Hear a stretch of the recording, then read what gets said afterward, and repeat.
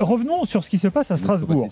C'est assez intéressant. Vous avez suivi, je vous fais un petit rappel de ce week-end. Donc, il y a une communication qui est venue de Chelsea concernant la future signature d'Emega. Donc, Emega va aller à Chelsea à la fin de la saison. Et Emega a posé avec le maillot de Chelsea, ce qui effectivement a beaucoup choqué les supporters à Strasbourg. De attends, c'est notre capitaine. Et le mec, en fait, il est déjà en train de poser pour un club pour lequel il va jouer dans un an, quasiment. Non, en plus, on est en septembre, quoi. Bon. C'est quand même particulier. Donc, là, les Ultra Boys 90, les UB, comme on dit à Strasbourg, principal groupe d'Ultra, les mecs, ils ont vrillé, ils ont sorti communiqué, banderole, en demandant, c'est une première, pour la première fois, le départ de Marc Keller. Bon, on va y revenir. Et derrière, Emega est arrivé au stade, parce qu'on devait lui remettre il jouait pas, il était blessé, et on devait lui remettre un trophée de joueur du mois. Il a été sifflé par une partie des supporters, donc évidemment, ça ne lui a pas plu.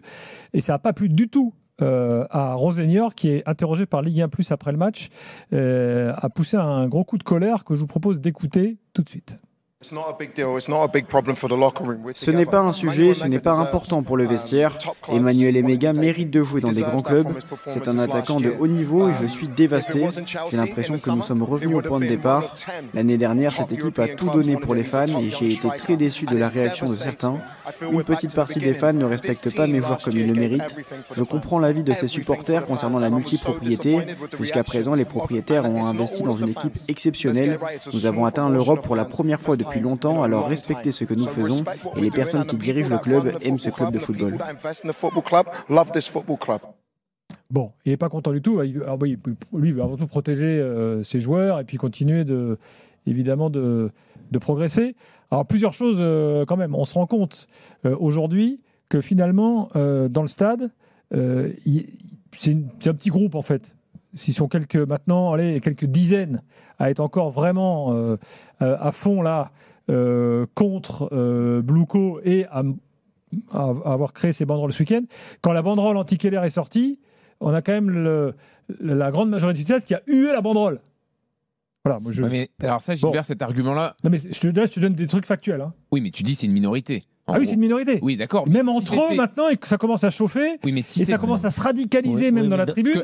Parce que quand tu as des gens qui sont dans la tribune, des ultras, qui, eux, veulent encourager, on leur dit, non, toi, tu t'affirmes, sinon ça va mal se passer pour toi. Si c'est vraiment une minorité... Donc il commence à y avoir... si c'est vraiment une minorité, Rosenior ne fait pas cette sortie.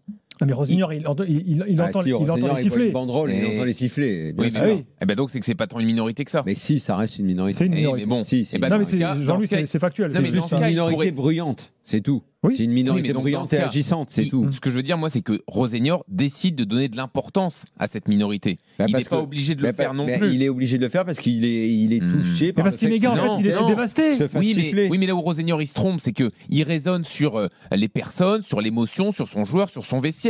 Or, eux, à quoi ils s'attaquent, c'est à un système, c'est à une accumulation. C'est ça qu'ils cautionnent pas. Non, ils s'attaquent aux personnes. Ils demandent la tête de Keller et ils sifflent Emega. Et c'est la première fois. Mais parce qu'Emega, il est symbole de ce qui ne va pas dans la multipropriété. Puisqu'il y a eu cette histoire de photos. Et Keller, justement, élément en plus que je vous apporte quand même là, la communication autour des mégas, moi, de mon point de vue, elle est totalement maladroite. Elle n'est pas venue de Strasbourg, hein. Elle est venue de Chelsea. Mais c'est bien le problème, Gilbert. Mais oui, non, mais c'est une catastrophe. Exactement le doigt sur le problème. Et à Strasbourg, on n'était pas content en fait, parce que du coup, tu fais quoi ? Tu es bien obligé de suivre, parce que si Chelsea dit de Emega a signé, ça, on se dit oui, effectivement, voilà. Bon, sans déconner. Bon. C'est exactement ce que dénoncent les supporters, Gilbert. Arrêtez avec ces combines de com. Les supporters, ils sont à ce point bêtes de ne pas savoir que de toute façon, il va s'en aller. Et ce qui va les gêner, c'est juste qu'il ait fait les photos. Non, mais respecte-les quand même. T'es au mois de septembre, Daniel. Daniel, il est capitaine de l'équipe pour cette saison, etc. Alors, je vous explique la photo va la faire à la fin de l'année. Ouais, de toute façon, tout le monde sait qu'il va partir. Il n'y a pas de problème avec ça. En fait, pourquoi il y a eu cette photo ? C'est une question de symbole. Je vais vous expliquer pourquoi il y a eu cette photo. C'est-à-dire que pendant la semaine, il fait l'aller-retour à Londres. Il pense déjà à son futur club. Moi, je pense qu'à un moment, je vais te dire ce que je pense. À un moment, la plupart des ultras sont des extrémistes, des radicaux. Ils pensent que le football et le club leur appartient. Ils ont, dans un sens, et j'ai toujours pensé qu'ils avaient en partie raison, parce qu'ils sont tout le temps là. Et à Strasbourg, ça veut encore plus dire quelque chose, parce qu'ils étaient là quand ils étaient tout en bas. Maintenant, ça ne veut pas dire que tu dois être pas lucide, naïf, que tu dois te faire des illusions sur ce qu'est le football, si tu ne comprends pas ce qu'est le football, tu peux continuer à nier ce qu'il est devenu le football. Tu peux continuer à t'entretenir dans un monde qui n'existe plus. Tu peux continuer à essayer de te battre. Moi, ça me choque pas qu'ils se battent justement. Voilà. Qu'ils y gardent des combats que eux considèrent comme étant nobles. Et ils vont en faire quoi? À la fin, mais ça, c'est la lutte, Daniel. Eux, ils ont envie de se bagarrer pour ce combat. Leurs valeurs. Mais tu sais ce que c'est le combat? Tu as déjà été dans un groupe ultra. Tu sais ce que c'est, jusqu'où il va le combat. Mais il n'y a pas que les ultras. Tu sais ce que c'est?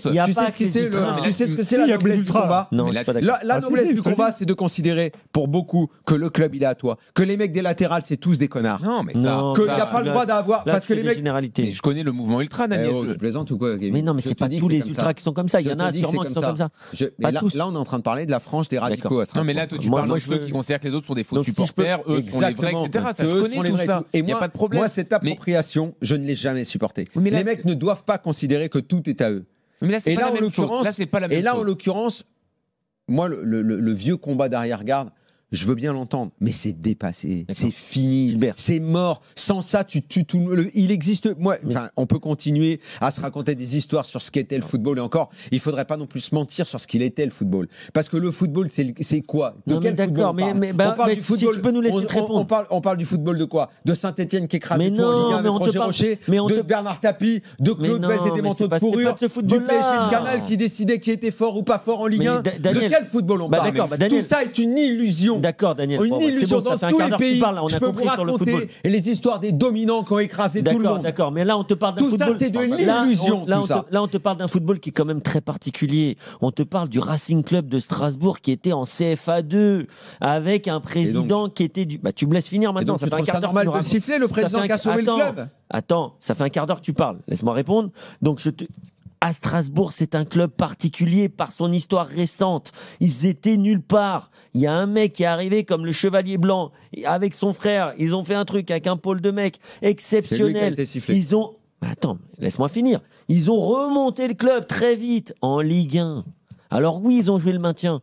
Mais je ne pourrais pas reprocher à des supporters de vouloir Liénard comme capitaine, de jouer le maintien tous les ans, plutôt que d'avoir Emega qui en septembre signe à Chelsea. Je suis désolé, ce n'est peut-être pas le football qui se dessine, mais je ne peux pas reprocher, et je ne crois pas que ce soit uniquement les ultras. Peut-être que les ultras sont trop radicaux, peut-être que les ultras le font un peu trop entendre, mais je peux te dire que je pense qu'il y a une bonne 2/3 de la méno qui pense comme je viens de te dire là, qui préfère. Je voudrais juste ajouter un truc.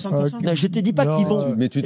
Attends. Kevin, je t'invite au stade si tu veux, tu verras que. Non, mais attends, je ne dis pas qu'ils vont tous être aussi véhéments, siffler. Je ne parle pas de siffler là. Je te parle d'avoir Liénard comme capitaine, quitte à jouer le maintien tous les ans, plutôt que Emega faire une Coupe d'Europe, mais qui parte au mois de septembre et qu'on apprenne qu'il signe à Chelsea. Je crois que ce football-là existe encore.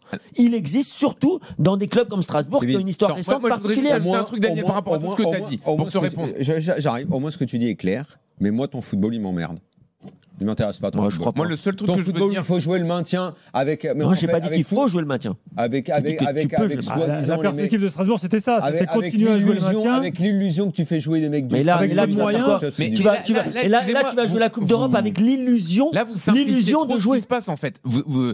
Pour moi, ce qui s'est passé dans les tribunes de Strasbourg, c'est juste un message des supporters ultras à Blueco, à Londres, à Chelsea, pour leur dire respectez-nous quand même. Il y a quand même des supporters ici. On n'est pas l'équipe réserve de Chelsea. On fait pas des photos en septembre. Il y a des supporters qui payent leur place. Il y a des supporters qui vont pas se laisser avoir comme ça. Et Marc Keller, tu es dans l'histoire. Tu participes à tout ça. Okay. Au lieu de dire il y a Strasbourg là. Donc respectez-nous en conséquence. Donc, et pour moi, c'est ça le message. Alors, est-ce que tu accepterais, va pas aussi loin que tout ce que tu nous as dit. Accepterais un vote auprès des supporters de Strasbourg dans la Méno, et s'il sortait que la majorité on n'a rien à foutre de ces histoires-là, tu respecterais ou pas? Mais bien sûr. Ah oui, bien sûr.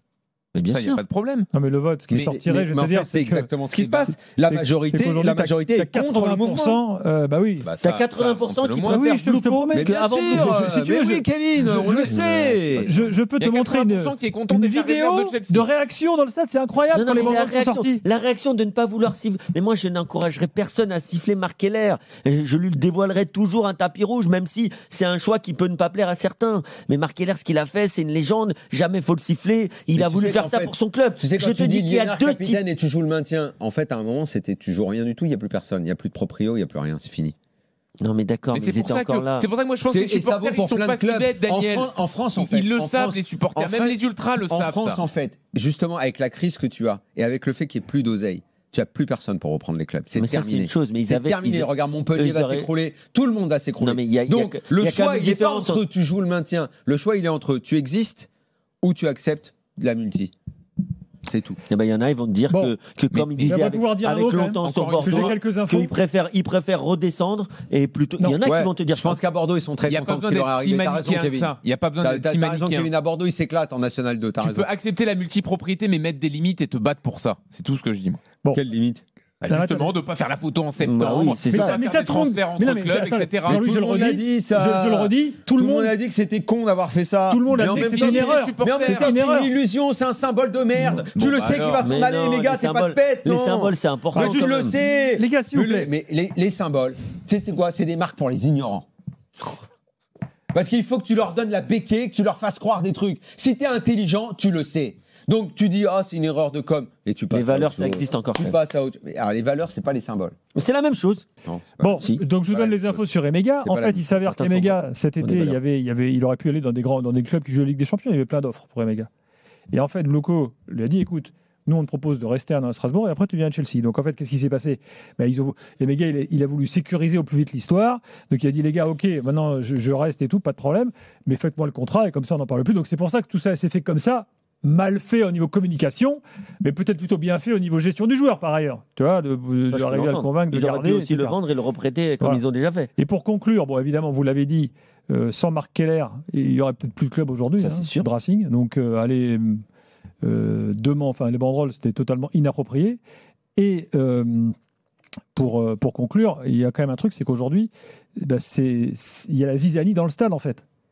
Et ça, c'est quand même un problème. Il va y avoir des menaces, des mecs qui vont se faire taper parce qu'on va pas les laisser libres. Si c'est le cas, c'est inadmissible. Mais c'est ça, ces mouvements-là. Tu veux pas comprendre que c'est ça qui est derrière. Mais je ne parlais pas forcément des mouvements. Alors, je te parlais aussi des gens qui ne sont pas forcément dans le mouvement, mais qui regrettent quand même cette situation. La majorité des supporters et des Strasbourgeois souhaitent jouer la Coupe d'Europe avec Blocco plutôt que le maintien ou jouer en Ligue 2. Mais il y en a qui disent moi, je préfère voir mon Racing en Ligue 2 ou même en National avec des Alsaciens. Bon, c'est leur point de vue. Moi, c'est pas le mien, mais qu'est-ce que tu veux? Bon, ils peuvent.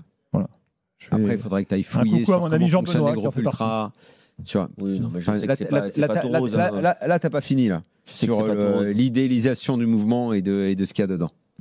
Non, mais là, le problème, c'est la radicalité, elle va continuer parce que là, la minorité agissante, comme le dit Daniel, ça leur donne un pouvoir. J'ai lu un truc cet après-midi. Une façon d'exister. C'est pas pour me la raconter, mais c'était très intéressant quand Jimmy m'a dit qu'on allait parler de ça. Il y a un journaliste du Guardian qui donc parlait de cette histoire. Donc en Angleterre, quand même, ça fait un peu de bruit.